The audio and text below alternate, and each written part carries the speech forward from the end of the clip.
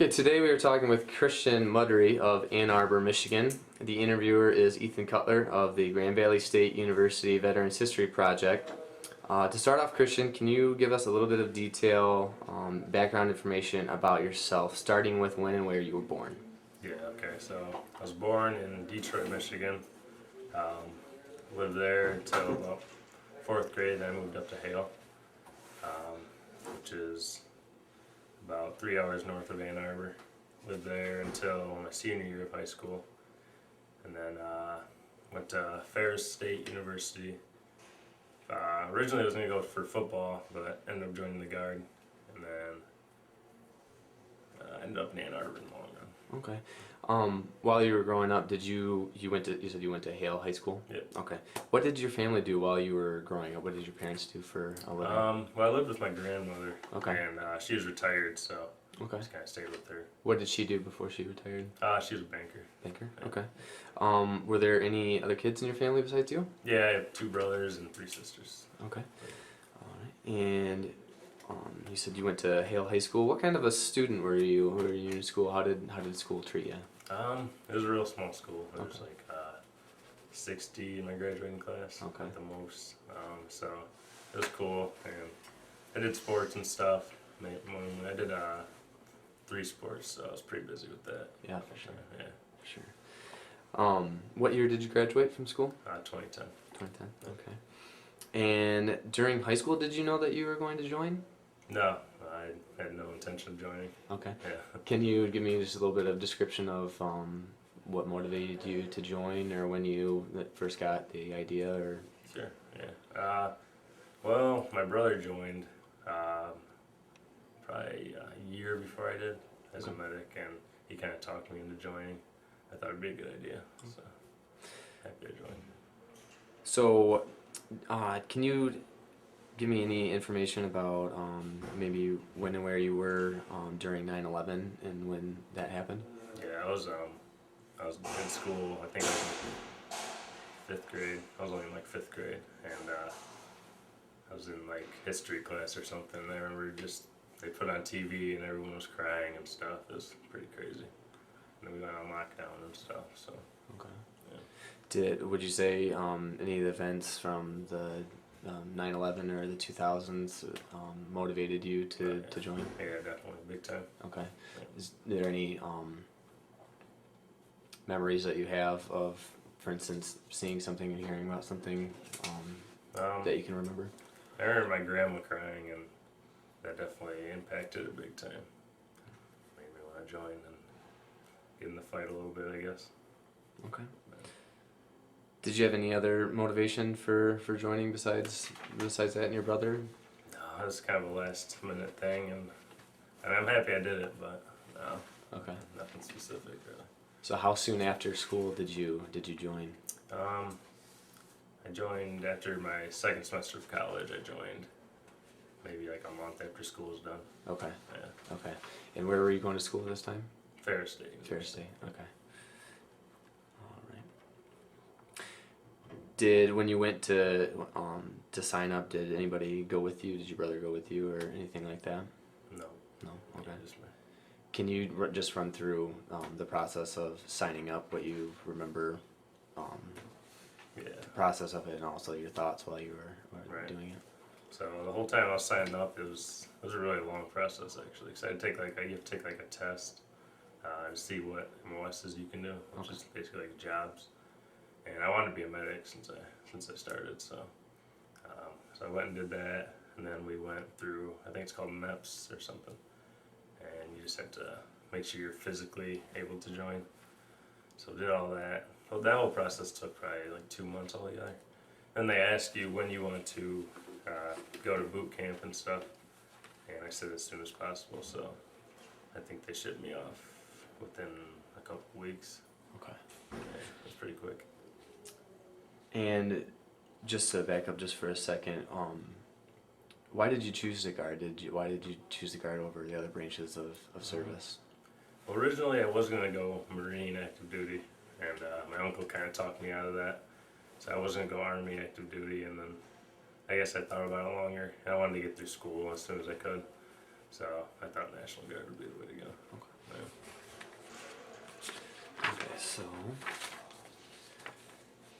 okay, so the process between joining and then showing up for boot camp, can you explain that time or anything that you can remember from that period? I figured I'd be nervous getting ready for boot camp and stuff. I was really mainly just excited. The process went so quick that I wasn't nervous or anything. The recruiter got there to pick me up and stuff, and I got to the airport, and I got there just in time before the next boot camp iteration, because it starts like every 2 weeks.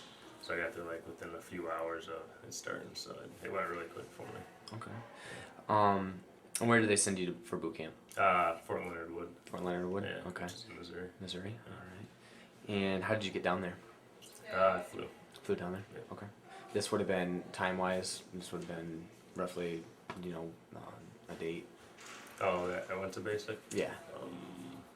It's 2011, I think like June of 2011 or something. Okay. What was your initial first impression once you got to Leonard Wood? This is in the middle of nowhere. I call it Lost in the Woods, Leonard Wood, so it was just like in the middle of nowhere, it seemed like, and once I got there, reality started kicking in, like, oh, this is gonna suck a little bit. Okay. Yeah. Is there any specific memory of when you first showed up that led to that initial feeling, or? Just the early wake-ups, because I was never really a morning person, so waking up like 5 a.m., I didn't like that too much, I guess. Okay. And the way they woke us up. How did they wake you up? Just coming in there yelling right away, so didn't like that too much. Okay. Do you have any specific recollection of the people that were training you, and any thoughts on them? Like drill sergeants? Yeah. At first you don't like them at all. Okay. You know, you think they're just yelling at you and stuff, but as you get further in, there's a method to the madness. You start to like them more and more. They teach you a lot. It's not as hard as it seems. So, I mean, the further you get into boot camp, the more you actually start to like your drill sergeants and stuff. Yeah. What about the people that you were taking basic with? Do you have any relationships with that formed out of that, or? Yeah. Okay.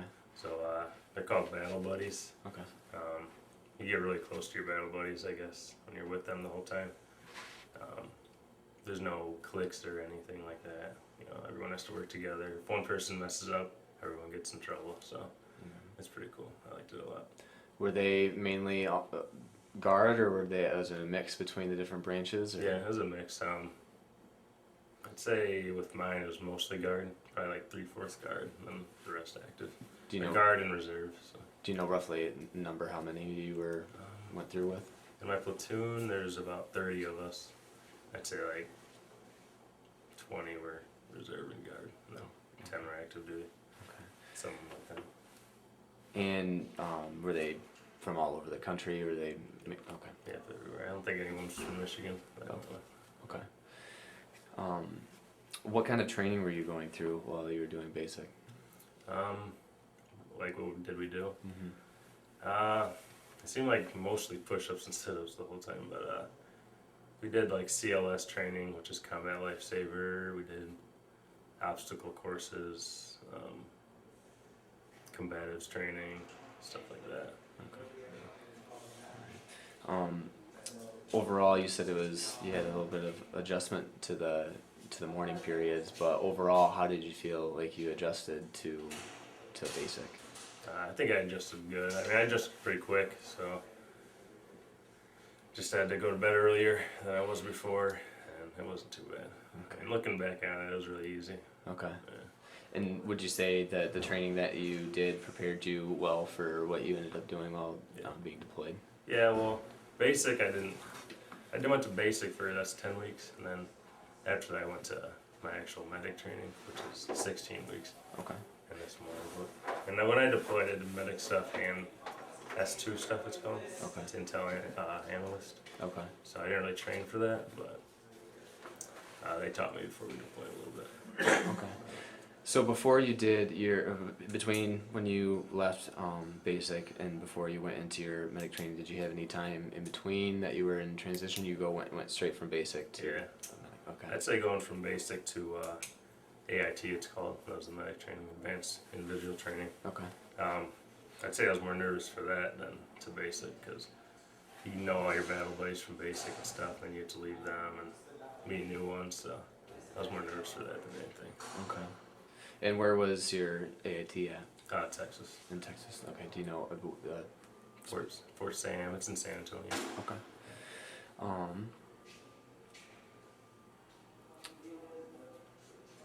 Let's see. Okay. While you were in AIT, can you just give me a description of when you first arrived and your first impressions of going through your training? Yeah. I can't think of the month it was, but the impression was probably worse at AIT than was basic, just because all new people and stuff. I mean, you get used to your battle buddies and stuff, so you don't want to leave them. And there's like 2 other ones that went to basic that went to Fort Leonard Wood, but I didn't know them. So they were in my platoon, but just nervous and stuff. Okay. Mainly, yeah. And what things were they doing training wise? Well, we started off the first 8 weeks our EMT training for the medics. So you get your EMT certification in 8 weeks, which was pretty fast. Mm-hmm. So it's a really fast course. So that was pretty tough. And then after that, you do the actual combat type training Okay. for 12 weeks. Okay. What kind of responsibilities did you have while you were in training? What do you mean by responsibility? As in, like your day-to-day routine. How did things go while you were? It's just the same as basic. Basically, waking up early. We woke up, go to chow, go to basic. It's like a classroom for. Well, what phase we were in? EMT phase. We go to the classroom for like 9 hours. Okay. And you get like 2 breaks, so it was really tough staying awake and stuff. But and then go back and sleep for that really. And once you got to the combat phase, we wake up, eat chow, go out to the field for about 8 weeks, and then go back. So. Okay. Before we get into talking about the combat training, what motivated you to want to be a medic? I knew I wanted to be in the medical field after, and my brother was a medic and was telling me all about it. And I know it's respected MOS and stuff, and I thought it'd be very interesting. Okay. That kind of stuff. I like the trauma stuff more than anything, so Okay. that'd be cool.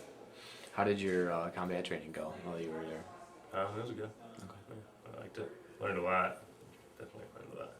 So I learned more through my medic training than I had through any other type of training I've done. So. Okay. Or schooling or anything like that. Okay. Can you describe some of the activities that you did while you were in combat training? Yeah, we just learned like bleeding control and stuff, and airway management, gunshot wounds and all that. Just show you how to do tourniquets and all that. If there's any types of wounds. Like, I'm trying to put it not too violently saying it, but like amputations and stuff. I care for that and everything, so Okay. that was cool. It was really good. And roughly how long were you there? At the training altogether? Yeah. Well, it was 16 weeks, but we had 2 weeks I got to go home because it was Christmas time. Okay. So they go home for 2 weeks, but it's 16 weeks altogether. Okay. So then when you left AIT, roughly what time frame are we looking at? Like, Until you deployed? well, when you came, did you have time to come home after AIT? Yeah. Okay. Well, I got home from AIT, and I didn't know I was deploying or anything. They told me I wouldn't be deploying actually. So I was home like a month, and they told me I was deploying to get my stuff ready. So I had to go to Kansas and do advanced trauma training for another 2 weeks. Or no, I think it was 1 week. And then I deployed like a week after that. Okay. Yeah. So this would have been the beginning of 2012? Yeah. Okay. Yeah. All right. How was your time at home? Obviously, it was pretty brief, but did you have? It was good. It was awesome, but just when I found out I had to deploy, I just kind of, I don't know, wasn't too excited about that, I guess. Okay. But yeah, it was brief. What was your initial thoughts, going into being deployed? How did you prepare yourself for that mentally? Mentally, it was really tough because they told me I was deploying before I had any drills or anything, so I didn't know anyone in my unit. Okay. So I was really nervous for that. And then when I did get here, they told me I'd be doing medic stuff and intelligence analyst stuff. So, I mean, I was really nervous, but mentally it's, I don't know, you just can't psych yourself out and think about it too much, I guess. So you left and you did some more training, and then can you give me a little bit of just a description of what the process was from going from training and then actually being deployed? Yeah. Well, when you go to, because I went to the training at Kansas, which is advanced trauma training. It was just more in depth of trauma stuff, obviously. And then we go to Where in Kansas was this at? Fort Riley. Okay. I think it's called Fort Riley, yeah. And then we went to Texas. This was the whole unit. Went to Texas for pre-mob, I think it's called. And that's a month of just what we'd be doing while we were deployed, which we were route clearance. Okay. So we practiced that, and that was really in depth and really prepared everyone big time. Okay. Helps a lot. And what unit was this? 507. 507. Okay. Once you guys were all together, can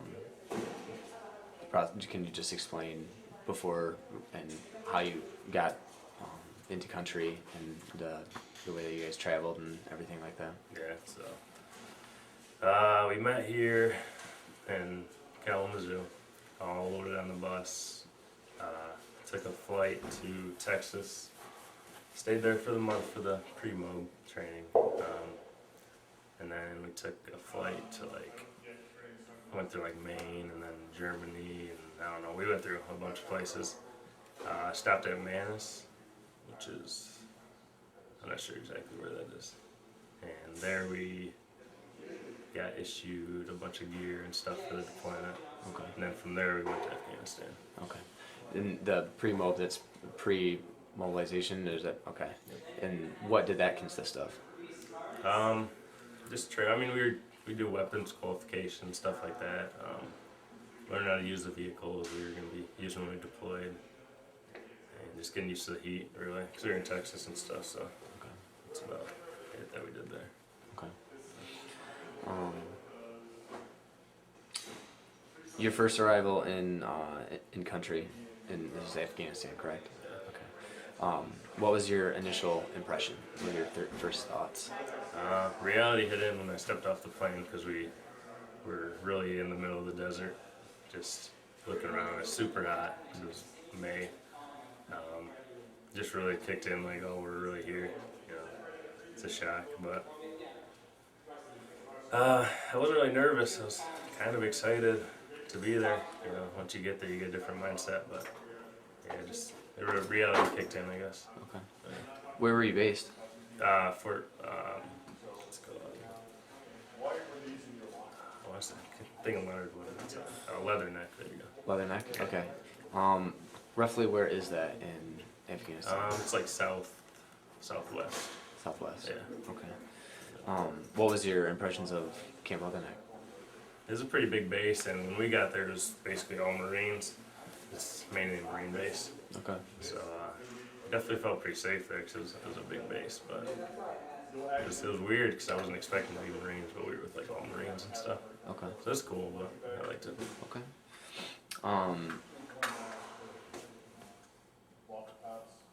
What did you think of the local area and the places that you went around Camp Leatherneck when you first arrived? It's I was off the base and Yeah. stuff. Kind of it's a different world, basically. It's really weird. Really puts into perspective how good you have it over here, I guess. Yeah. How did you guys?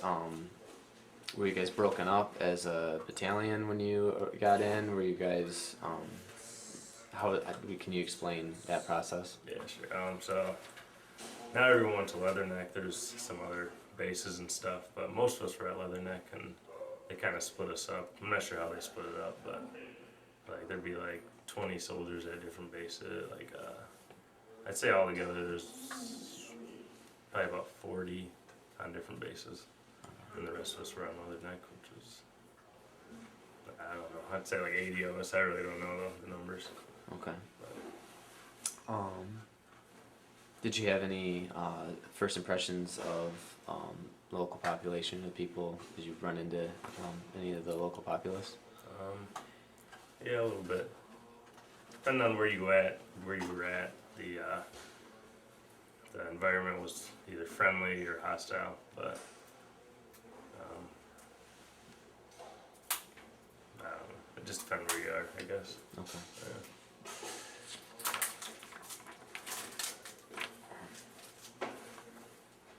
What kind of information or briefing did you get now that you were in country? Like, was there specifics that you learned once you were on Camp Leatherneck that was different from before you got into country?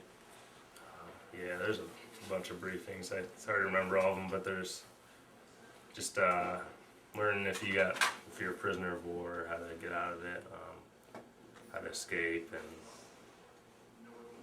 just be more careful and situational awareness and stuff more that you're over there. Okay. Just to watch your back, everyone else's back. I can't really think of all the briefings now. Okay. So, yeah. Okay. So what were some of the first jobs or responsibilities that you were doing? When I got there. Yeah. Well, when I was being a medic, I was in the aid station. Just people were coming in for rolled ankles or whatever it was, or injuries. We'd take care of them. I wasn't too crazy there or anything. But then S2, I'd watch monitors for Taliban, planting IEDs or anything like that. And what is S2? S2 is the intelligence analyst, it's called. Okay. And we just watch monitors, and basically we would do like route because we go out on route clearance. That's what our mission was. So for S2, we just analyze the routes kind of based on recent activity, where IEDs were usually placed and stuff. Okay. And to get everyone prepared for missions. Okay. So, being split between doing intelligence and doing medic, was it, one week you had one responsibility, the next week you had a different, or how did that work?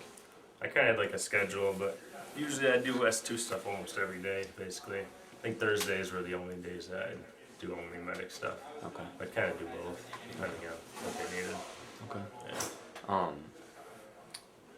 How was your relationship with the people that you were working with? Did you get close or have special relationships with anybody that you got to be working with? Yeah, you definitely get real close when you work with them every day and stuff, and having each other's backs, just like your brothers and sisters. So yeah, you get really close, definitely.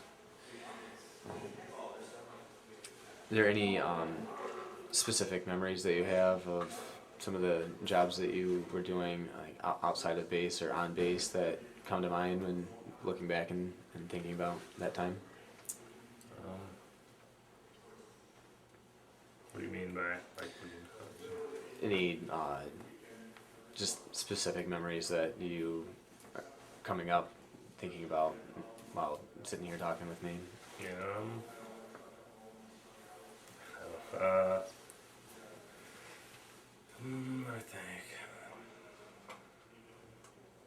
I think my favorite memories is when we actually would catch the Taliban planting IEDs. Okay. When I was in the S2, watching the monitors, and we'd tell the people in the air where they were and stuff, and seeing them drop missiles on them, seeing like the people that are planting them. That was always good. So that's definitely my favorite memory, I guess. Okay. Watching the actual bad guys getting out of the fight, I guess. Okay. So what would happen then when you would see Taliban planting IEDs? What would you do as you were watching the monitors? We'd relay the message of where, like the grid coordinates of where they were, Okay. and then they'd check and see what they were doing, and then do I don't know how it works with them, but it usually takes a few minutes until you see the missile drop. I don't really know the process they do. Okay. We just kind of let them know where it is and stuff. Okay.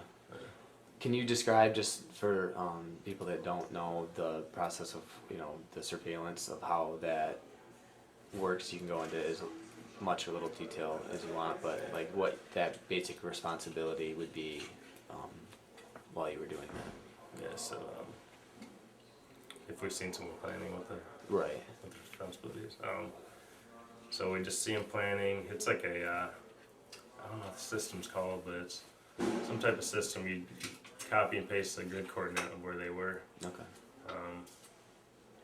Just let them know where. I mean, there really wasn't much to it. Just let them know where they were, I guess. Okay. And after that, the rest was higher ups. Okay. Yeah.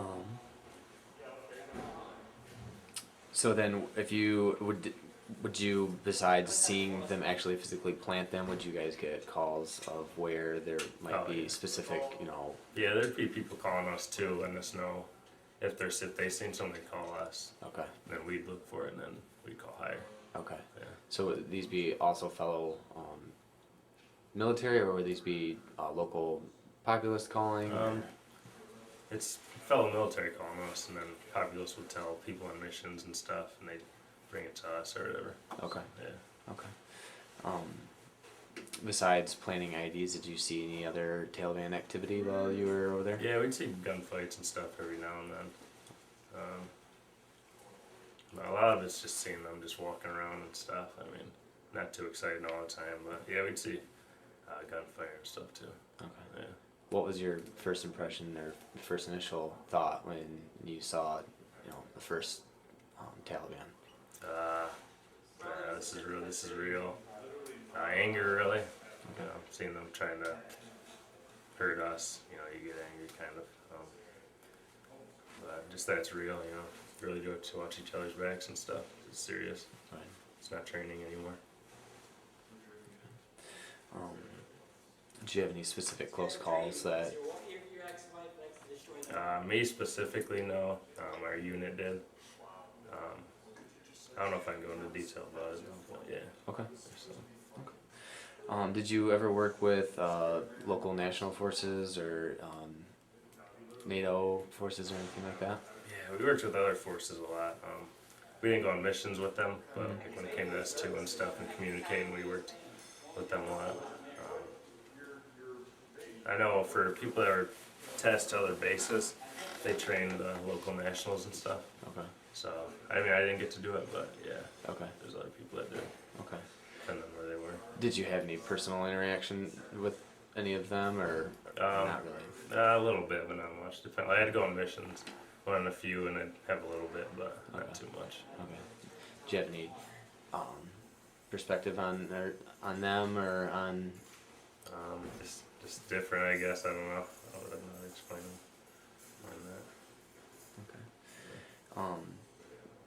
Did you get to work with any Marines or Air Force or any other U.S.? Air Force, no. Marines, kind of. We did more training on IEDs and stuff with Marines. Okay. But no, not too much, I guess. Can you describe some of the training that you did? Yeah, they showed us like because there's different type of IEDs. There's pressure plates, remote control IEDs. They just kind of showed us how each of them was worked and stuff. And they'd put the stuff that IEDs were made out of on the ground, just a little bit of it, and light it and show us how it explode and stuff. So that was pretty cool. Okay. Yeah, more hands-on stuff with it Nice. and what it looked like. Okay. Yeah. What did you get from your overall impression of what you were doing while you were there? Can you just kind of give me a basic overall impression of your time? Overall, I mean, I didn't like deployment, but I'm happy I deployed, I guess. Okay. I learned a lot, definitely. A lot of hard work every single day. Definitely helped me there. It's tough. Definitely it was tough. And definitely it'll make you a man, I guess, to say. Say at least. Did you have any contact with home while you were over there? How was contact with? Mostly through letters, but they had a USO there Okay. that you can go and call. But the time change is so different, it's kind of tough. Okay. But yeah, communicated with home. Got care packages and stuff. Nice. Definitely helps a lot. What was your favorite thing to get in your care packages? I wanted to get milk sent to me really bad because you don't get milk over there, but Okay. I obviously couldn't do that. Ramen noodles were always really good, and beef jerky. Nice. Yeah. Very nice. Okay.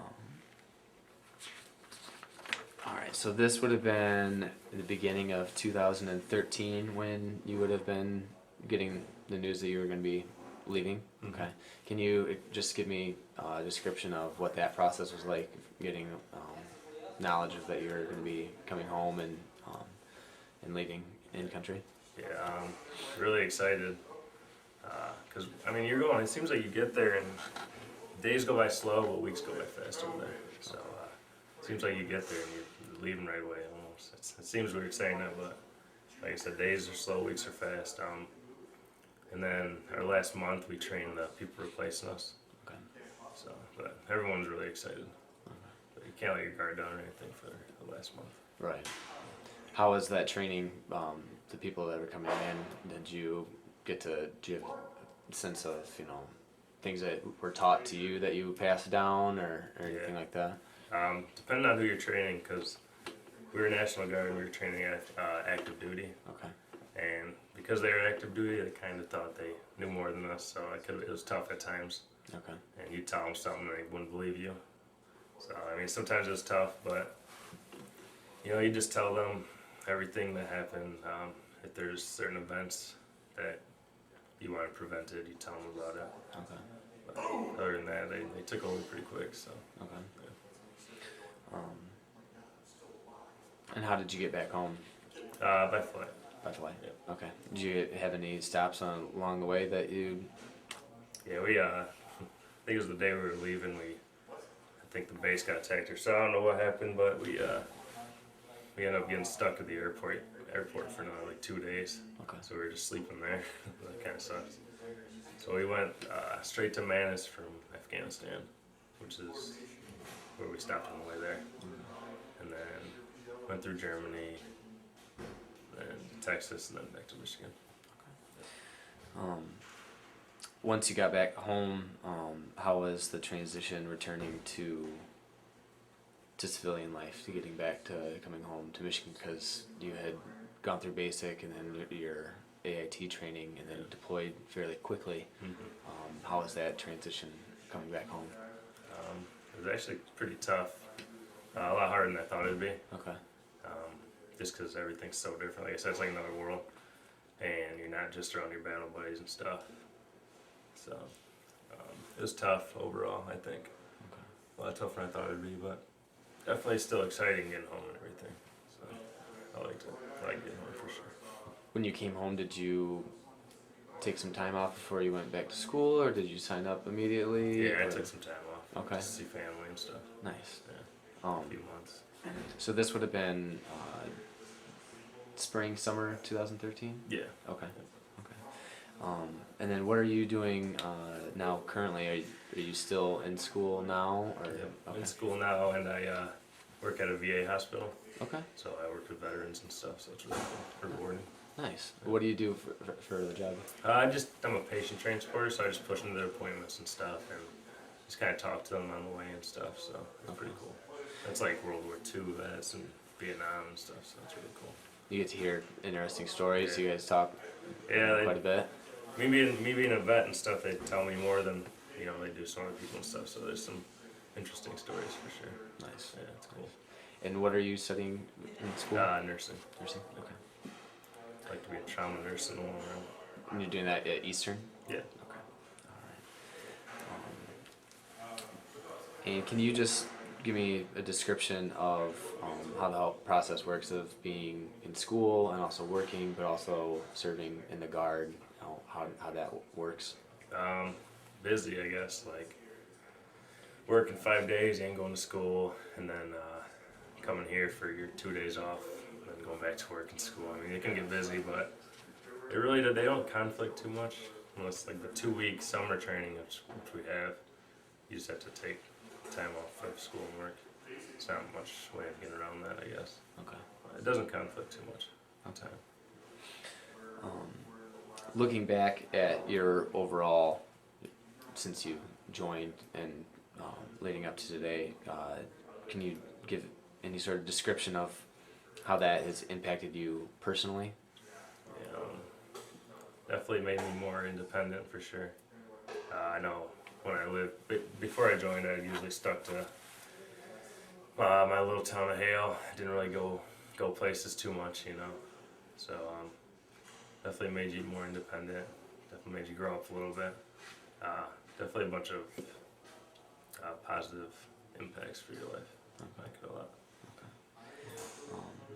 Is there anything, any memories or anything that you wanted to add to the record before we ended today?